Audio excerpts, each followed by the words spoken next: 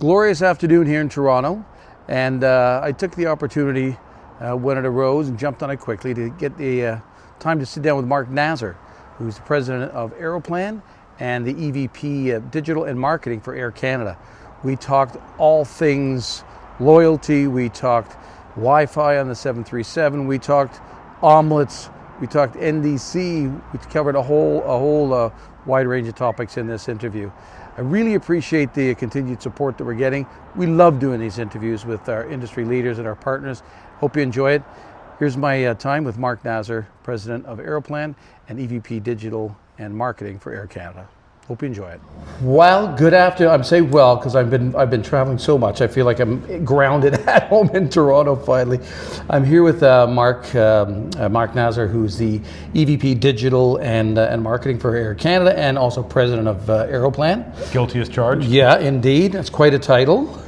Thanks for meeting with us today. I mean, we're down here at the Air Canada offices in Toronto on the mayhem and disaster on Queen Street, which is just unbelievable what they're doing down there. It's like open heart surgery on an elephant. You see it every day. I couldn't possibly comment. Oh yeah, noted. So I really do. I mean, honestly, you know, Air Canada, you've had so much going on, and it's great to be able to get some time to sit down and talk with you about some different things. One of the things I wanted to touch on, because there's been failures, Canada Jetlines, Lynx Air, there's new entrants coming out. Air Canada's been around since the 30s. But how do you feel about the new entrants into the marketplace and the increased competition, and specifically what the inherent benefit is for consumers when we have this voluminous increase in competition in the marketplace? For sure. Well, first of all, good day, and thanks so much for coming down here, spend some time with us. Look, you know, competition does make us stronger in several ways. First of all, it forces companies to put their best foot forward. It improves innovation in a marketplace because by nature, if you have multiple smart teams working on the same problem, they're going to come up with different ideas. And then, of course, as you have new value propositions, new routes, new products and services, new loyalty, whatever the idea is, introduced into the marketplace, then it can cause another company to react. It can cause even airport authorities or other players in the ecosystem, like in-flight caterers, to react as well. So in general, we sincerely believe that competition is good for the entire ecosystem. What we focus on a lot more is not exactly the competition that we face from other airlines, but it's how competitive the environment is in Canada for airlines and for travel suppliers to operate. And unfortunately, that's where it's not a positive story. We've got some of the highest infrastructure costs in the world. We obviously have very well documented high taxation. We have this user pay model where in most tier 1 countries, air transport, or at least a portion of it, are considered public utilities that are necessary to run infrastructure. Whereas here, Canadian travelers, and by extension, the travel trade and advisors, need to pay for the system. And of course, we have a giant country with, relatively speaking, very few people in it, which means that even if you're in a city like Calgary, our 4th largest city, you're on an island unless you have really good air connectivity. And so our position as we look to the marketplace more broadly and the competition, and you mentioned some of the failures that have occurred this year, is to focus a little less on the airlines themselves, even our competitors, and a little bit more on what can Canada do, what can the different authorities that make up aviation do to create a more dynamic, more efficient ecosystem. So that there can be more travel, that there can be more reasonable costs, because it's so vital to our country and its people. And obviously there'd be an inherent benefit to the consumer if there's any kind of regulatory changes that would impact airfares. Well, is there something in particular that you're focusing on that's heavily regulated, that the consumer is incurring a cost on, or invariably is incurring that cost because of just a pass down and the taxes that are being imposed? Unfortunately, where we have seen regulatory changes in the last few years, they've only served to increase cost for consumers. A great example is APPR and the way in which it's applied. And at the end of the day, even though there are many different elements of the travel ecosystem that make for if a flight is delayed or operates on time, the airlines carry that burden for the entire ecosystem, and of course that's going to manifest itself into price and availability for consumers. There's a study ongoing right now about the airport model in Canada and the ability of airports to go and raise capital or how they operate. So that's interesting. There could be something positive that comes out of that. But in general, this is an overregulated, overtaxed business. And there's been plenty of studies published, but even a free ticket, coast to coast, can cost $100 more just in taxes and fees. And in a country as large as ours, where people need to travel for medical care, they need to travel for business, and of course, I would say that they need to travel sometimes to get away from the winter. I would agree. I would agree. Access is really important. Affordability is really important. Not a quick piece on Air Canada on Aeroplan. There's always there's always discussion about overcrowding of lounges, particularly in Vancouver and some of the other airports as well. There's been a change to that. Is there, with the actually, you go ahead and tell us the 35K adjustment, and is there any other adjustments that you're going to try and put in place to relieve the overcrowding of some of the lounges? So I'll give you some interesting statistics. Bear with me for a second. Pay attention. Interesting statistic. Will there be a pop quiz later? No, you're going through a lot of stuff, and it's not going to be a pop quiz. Thank God it's being recorded.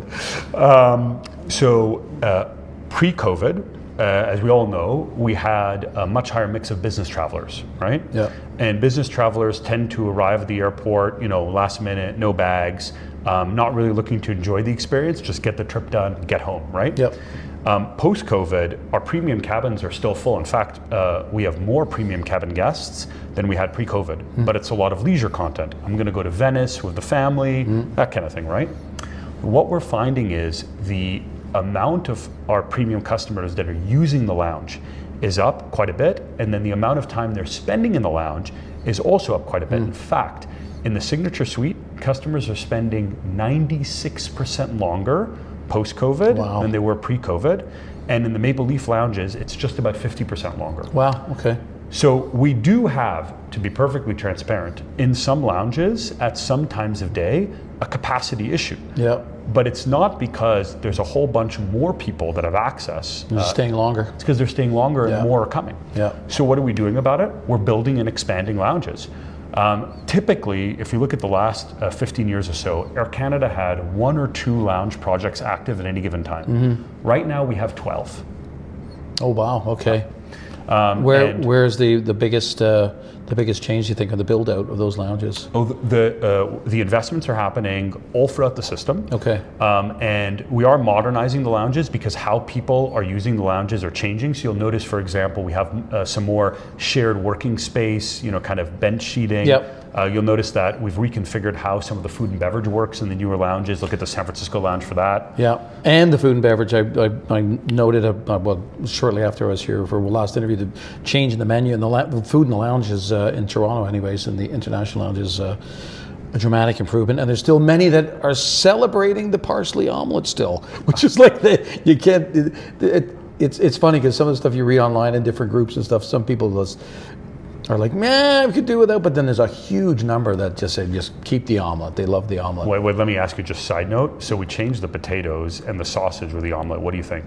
It's always risky to ask that on camera. The sausage I'm okay with. Yeah? The potato, not so much. Okay, so that's the new potato wedges, right? Almost. Well, they not with skin on, but they look like they're down east style potatoes, mashed up a bit in a pot and like a potato wedge.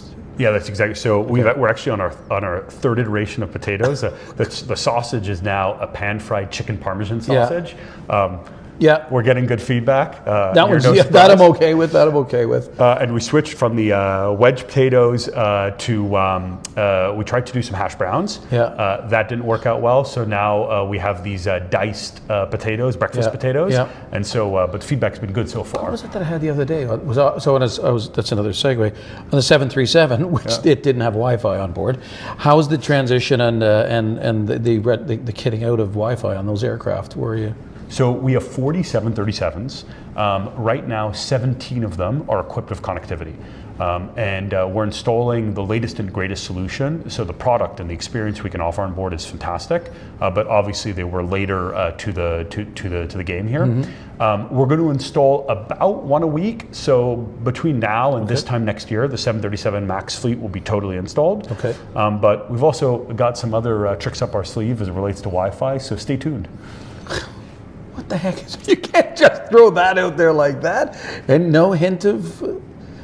Well, maybe I'll say in the process of choosing the technology for the 737, what we're able to do is find a whole new set of capabilities that are in the market.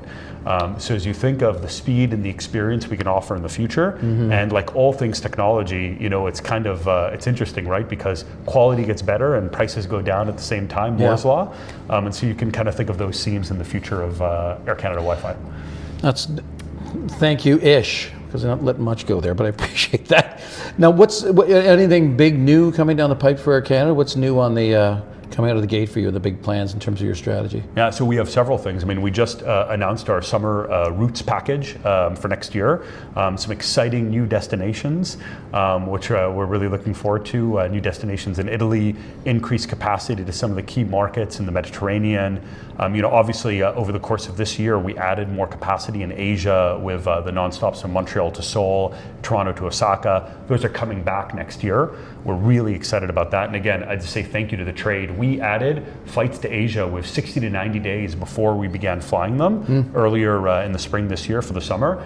That never happens. I mean, usually an Asian route, you've got 6 months because you got to sell it in, and just great support from the trade on both sides of the Pacific, actually, to make that work. So aviation, because I have aviation in my blood, ingrained in my blood. How's the A220, and how's that performing in terms of your network? Is it working out well? I mean, it was a big shift bringing that aircraft on. How's it going with that? A220 is a total game changer. Customers love it. It's much more efficient than any other plane in its for that size. Really, our challenge has been not with the airframe, not with Airbus or formerly Bombardier, but the challenge has been with Pratt & Whitney and the engines. So we currently have several of our A220s grounded, and we're awaiting some adjustments to those engines. But when the planes fly, everybody loves them. They do great for us. And with the A220, we've been able to upgauge several express routes to be A220 routes. One of my favorite examples, because I moved here from Chicago, is now our entire Toronto-Chicago schedule is A220s, and it's it's the experience of a wide body essentially, but on a essentially a regional jet plus size, which is just incredible. Yeah, and so quiet. I mean, it's such a quiet aircraft. I didn't hear what you said. Well, I live right in the in the flight path, we'll say, in Toronto, and I can easily hear things coming, and I'll look up and I'll go, that's an A220.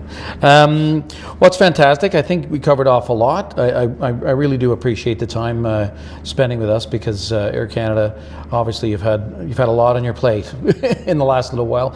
I know you've been busy, so I appreciate you sitting down, taking the time with us, speaking to the travel trade, and teasing on some little things to come with Air Canada. So appreciate the time. Thanks very much. Thank you so much. And hopefully we'll get to do this again sometime soon. Thanks very much for watching, everybody.